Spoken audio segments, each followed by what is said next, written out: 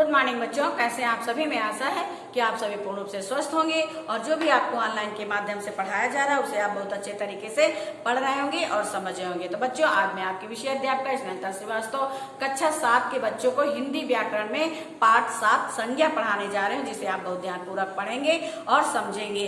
तो ये समझ लीजिए कि आपको वीडियो देखना बहुत आवश्यक है, क्योंकि इसमें किताब नहीं है। आपके यहाँ व्याकरण की किताब नहीं चल रही है। अगर आप के पास किताब होती तो चलो आप किताब से पढ़ करके समझ सकते थे, लेकिन किताब नहीं चल रही है तो आपको वीडियो देखना बहुत आवश्यक है। आपको वीडियो में बिल्कुल उसी तरह समझाया जाता है जैसे कि आप क्लास में पढ़ते हैं और समझते हैं। तो आप वीडियो अवश्य देखें और जो पीडीएफ के माध्यम से कॉपी का वर्क दिया जाता है उसे आप कॉपी में डेट डाल के लिखें और प्रतिदिन उस पाठ को याद करते रहें, क्योंकि एक पाठ जब पढ़ाया जाता है तो उसका टर्न एक सप्ताह बाद आता है। ठीक है, तो आप एक एक पाठों को याद करते रहें। एक सप्ताह में आप एक पाठ बहुत अच्छी तरह से याद कर सकते हैं। कभी कभी एक ही विषय का टर्न 2 बार आ जाता है, तो आप पाठों को लिखते जाएं और याद करते जाएं। तो आइए हम आपको पढ़ाते हैं संज्ञा। बच्चों, संज्ञा का क्या मतलब होता है? संज्ञा का मतलब होता है नाम। किसी भी नाम को हम संज्ञा कहते हैं। आइए हम आपको संज्ञा की परिभाषा बताते हैं। संज्ञा की परिभाषा: किसी व्यक्ति, वस्तु, स्थान अथवा भाव के नाम को संज्ञा कहते हैं। किसी भी, चाहे वो व्यक्ति हो, चाहे वस्तु हो, चाहे स्थान हो, चाहे कोई प्राणी हो, चाहे भाव हो, सबके नाम को संज्ञा कहते हैं। जैसे राम मोहन, ये राम मोहन व्यक्ति के नाम हो गए। मेज कुर्सी वस्तु के नाम हो गए। लखनऊ कानपुर स्थान के नाम हो गए। और भाव के नाम बचपन, सुंदरता, बुढ़ापा। अब इसकी जगह पर आप उदाहरण में कोई भी नाम लिख सकते हैं। कोई भी व्यक्ति का नाम लिख सकते हैं और किसी भी वस्तु का नाम लिख सकते हैं, किसी भी स्थान का नाम लिख सकते हैं और भाव में भी किसी भी चीज का नाम लिख सकते हैं। ठीक है, तो ये तो हो गए संज्ञा। बच्चों, दुनिया में जितनी भी चीजें हैं, चाहे वो मानव निर्मित हो चाहे प्रकृति निर्मित हो, सबका नाम है। अगर नाम ना होता तो हम किसी भी चीज को पहचान नहीं सकते थे। जैसे सूरज है, ये प्रकृति निर्मित है, प्रकृति की बनाई हुई है, तो इसे सूरज। अब अगर नाम ना होता तो हम क्या कहते कि चमकता है। क्या चमकता है? चमकता तो चंद्रमा भी है, तारे भी चमकते हैं। ठीक है, और सूरज भी चमकता। लेकिन अगर किसी का नाम ना होता, अगर सूरज का नाम ना होता सूरज, तो हम कैसे जानते कि सूरज चमकता है, प्रकाश देता है? तो बच्चों, ये सूरज अगर हम कहते हैं चमकता है तो सूरज दिन में चमकता है और चांद रात में चमकता है, तारे रात में चमकते हैं। तो हर चीज का कोई ना कोई नाम होता है। आपके घर में बहुत सारा सामान होता है और बहुत सारे लोग होते हैं, बहुत सारे व्यक्ति होते हैं। ठीक है, तो हर व्यक्तियों का कोई ना कोई नाम होता है और हर वस्तु का कोई ना कोई नाम होता है। आपको किसी बर्तन की आवश्यकता है, ठीक है, आपको पानी पीने की आवश्यकता है, तो पानी आप किस बर्तन में पिएंगे? आप क्या कुकर में पानी पिएंगे, कढ़ाई में पिएंगे, थाली में पिएंगे? नहीं, हर बर्तन का नाम है। जो बर्तन जिस लायक है, जिस चीज का जिस बर्तन में प्रयोग होता है उसका नाम होता है। आपको प्यास लगी और आप कहते हैं कि बर्तन लाइए, तो कोई कौन सा बर्तन लाएगा? ठीक है, तो आप कहेंगे गिलास लाइए, लोटा लाइए, जग लाइए। तो हम किसी भी चीज की पहचान उसके नाम से ही करते हैं। आपको फूलों की आवश्यकता है तो आपको किसी एक विशेष फूल की आवश्यकता है, तो आप क्या कहेंगे कि फूल लेके आइए। अब फूल में कौन सा फूल लेके आइए? फूल तो बहुत सारे हैं, ठीक है, लेकिन अब फूल का जब कोई नाम लेंगे, हमें चंपा का फूल चाहिए, गुलाब का फूल चाहिए, कमल का फूल चाहिए, तब आपको फूल की पहचान उसके नाम से होगी। तब कोई व्यक्ति फूल लेके आएगा। आपको किसी पेड़ की पत्ती, आपको आम के पेड़ की पत्ती चाहिए। अब आप किसी से कहते हैं कि जाओ पेड़ की पत्ती ले आओ, तो कौन से पेड़ की? क्योंकि बच्चों, बगीचे में, जंगल में बहुत सारे पेड़ होते हैं, तो आप जब तक उस पेड़ का नाम नहीं लेंगे तब तक कोई क्या समझेगा और क्या लेके आएगा? तो आप बताएंगे कि हमें आम की पत्ती चाहिए, पीपल की पत्ती चाहिए, बरगद की पत्ती चाहिए, तब वो व्यक्ति आपको उस पेड़ की पत्ती ला करके देगा।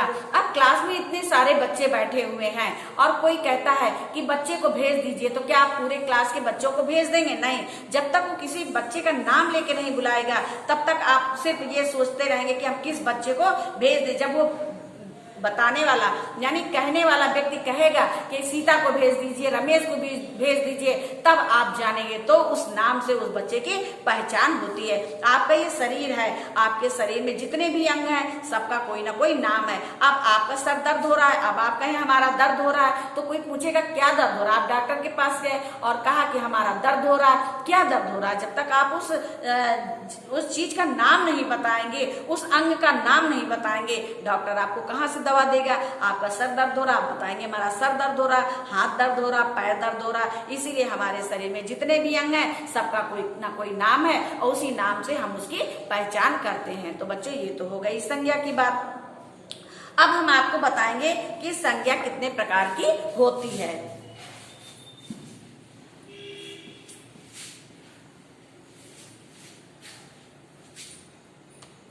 बच्चों संज्ञा 5 प्रकार की होती है। 5 प्रकार की होती है।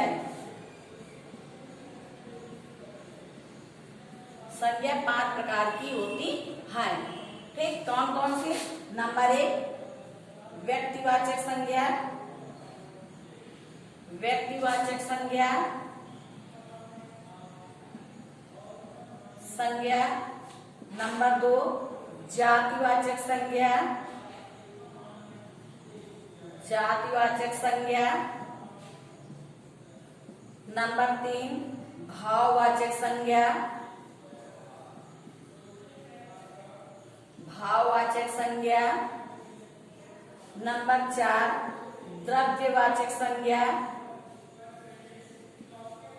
द्रव्यवाचक संज्ञा। और नंबर 5 समूहवाचक संज्ञा, समूह या समुदाय, समूहवाचक संज्ञा, समूहवाचक संज्ञा।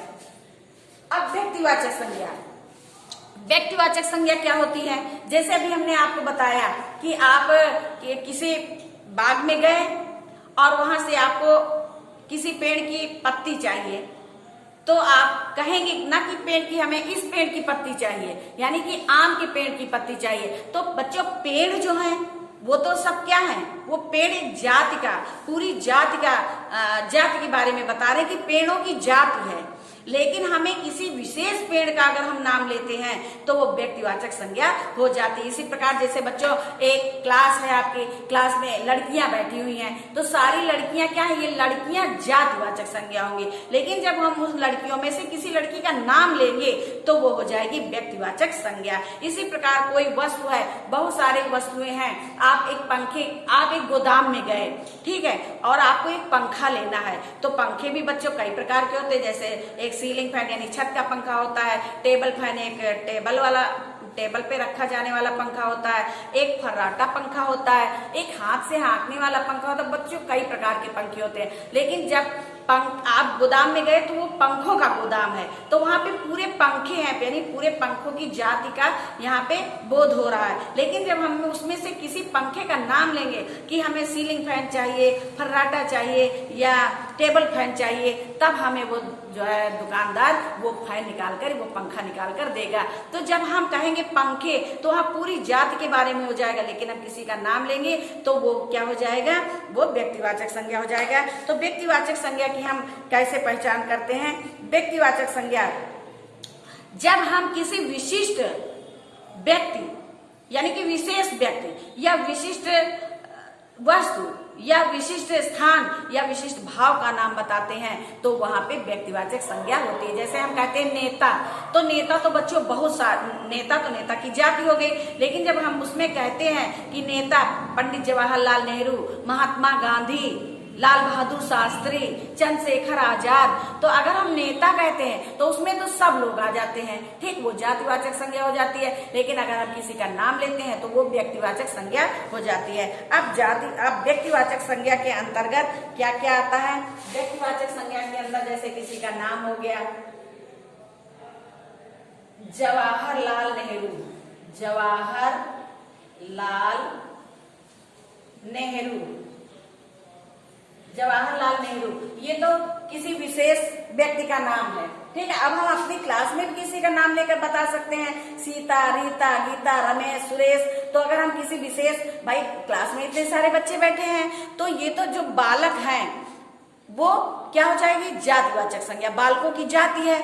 लेकिन अगर उसमें हम किसी विशेष बच्चे का नाम लेंगे, किसी विशेष बालक का नाम लेंगे, जैसे हमने कहा रवि खड़े हो जाओ, तो वो एक विशेष, इतने बालकों में, इतने बच्चों में किसी एक बच्चे का हमने नाम लिया तो वो एक विशेष बच्चा हो गया, विशेष बालक हो गया, इसलिए वो व्यक्तिवाचक संज्ञा में आएगा। तो जैसे जवाहरलाल नेहरू व्यक्ति हो गए। अब वस्तु में हम बता दें आपको, जैसे कलम है, जैसे आपके बैग में बहुत सारी वस्तुएं हैं। आपका एक बॉक्स है, उसमें पेंसिल है, रबड़ है और कटर है, स्केल है, बहुत सारा सामान है। लेकिन उसमें से हम एक सामान आपसे मांगते हैं कि कलम लाइए, पेन लाइए, तो एक विशेष वस्तु हो गई, इसलिए वो व्यक्तिवाचक संज्ञा हुई। स्थान जैसे कानपुर आदि। अब जैसे हम किसी स्थान के बारे में, जिला, अगर हम कहते हैं जिला तो वो क्या हो जाएगी, पूरे जिले के बारे में हो जाएगा कि जिला, कौन सा जिला। अगर हम उसका नाम नहीं लेंगे तब तक तो वो जातिवाचक संज्ञा रहेगी। लेकिन अगर हम कहेंगे कानपुर, लखनऊ, बनारस, तो वो क्या हो जाएगी, जातिवाचक संज्ञा। इसी प्रकार बच्चों जैसे शहर, अगर हम किसी शहर का नाम लेते हैं, ठीक, तो वो शहर हो जाएगा या जिला, शहर, और उसमें से अगर हम किसी का नाम लेंगे तो वो व्यक्तिवाचक संज्ञा हो जाएगी।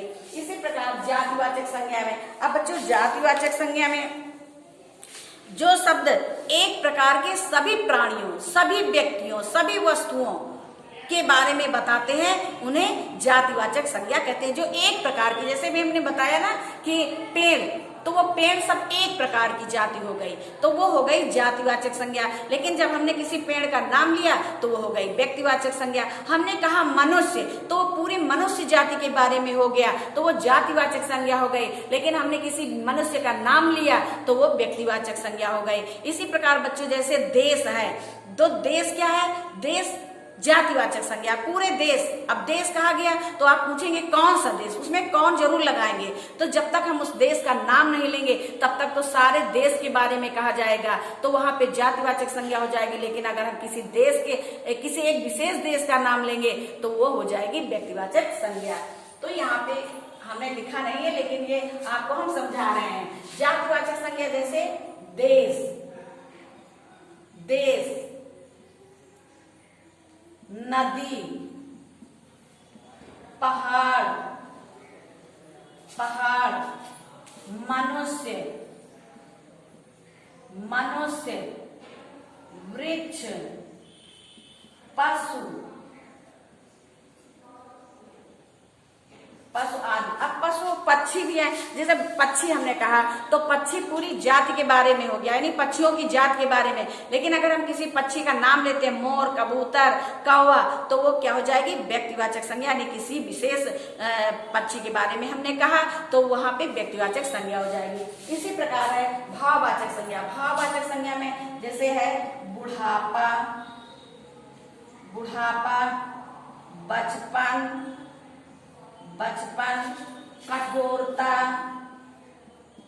कठोरता, नम्रता आदि। ये हमें व्यक्ति के भाव, चाहे किसी व्यक्ति का भाव हो, चाहे वस्तु का भाव हो, मतलब कि भाव। जैसे आम का भाव क्या है, वो मीठा होता है, उसके अंदर मिठास का भाव है। व्यक्ति के अंदर कोई व्यक्ति कठोर होता है, कोई जो है नम्र होता है, तो व्यक्ति का भाव हो गया कठोरता, विनम्रता, सुंदरता, बचपन, बुढ़ापा। अब इसके बाद हम आपको बताएंगे द्रव्यवाचक संज्ञा। अब बच्चों द्रव्यवाचक संज्ञा की परिभाषा क्या होती है? द्रव्यवाचक संज्ञा जिस शब्द से किसी द्रव्य या पदार्थ या सामग्री का बोध होता है, जिस शब्द से किसी द्रव्य या पदार्थ का बोध होता है उसे द्रव्यवाचक संज्ञा कहते हैं। बच्चों द्रव्यवाचक संज्ञा को गिना नहीं जा सकता। द्रव्यवाचक संज्ञा को गिना नहीं जा सकता, इसे तोल और माप करके जाना जा सकता है। जैसे कि हमें दूध लेना है तो दूध बच्चों कोई गिनने वाली चीज नहीं है, ये हम तौल कर ले सकते हैं। लकड़ी हमें लेना है तो लकड़ी हम तौल के लेंगे, उसे गिन करके नहीं लेंगे। और हमें जैसे पानी लेना है तो हम तौल करके लेंगे, गिन के उसे गिना नहीं जा सकता। घी है, तेल है, सोना है, चांदी है, लोहा है, पीतल है, ये सब क्या है? द्रव्यवाचक संज्ञा है, क्योंकि इनको गिना नहीं जा सकता, ये नाप तौल से ली जा सकती हैं। तो जो नाप तौल से ली जाती हैं, जिन शब्दों से, जिन संज्ञा शब्दों से हमें उसके नाप तौल का ज्ञान होता है, उसे जो है द्रव्यवाचक संज्ञा कहते हैं। जैसे सोना,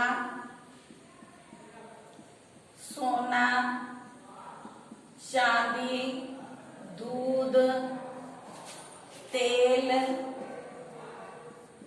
पानी आदि। अब आप समझ गए होंगे कि द्रव्यवाचक संज्ञा में कौन कौन से शब्द आते हैं। इसके बाद हम आपको बताएंगे समूहवाचक संज्ञा।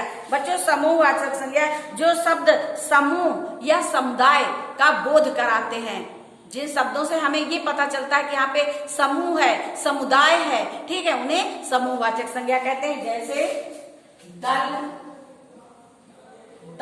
जहां पे हम दल शब्द का प्रयोग करेंगे वहां आपको पता चल जाएगा यहाँ पे एक व्यक्ति नहीं है, पूरा का पूरा दल है, झुंड है। झुंड,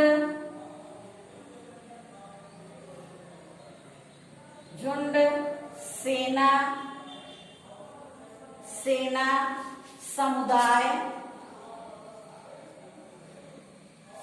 समुदाय आदि। गुच्छा, ये सारे शब्द क्या है? इन शब्दों से हमें पता चलता है कि ये संख्या में बहुत है, यानी इनका एक समूह है, तो यहाँ पे समूहवाचक संज्ञा होगी। तो बच्चों, आज आपने पढ़ा संज्ञा के बारे में। अब हम आपको जातिवाचक संज्ञा से भाववाचक संज्ञा बनाने के लिए पीडीएफ के माध्यम से भेजेंगे, जिसे आप कॉपी में लिखेंगे और याद करेंगे। तो बच्चों, आज ये संज्ञा का पाठ यहीं पे समाप्त होता है। धन्यवाद।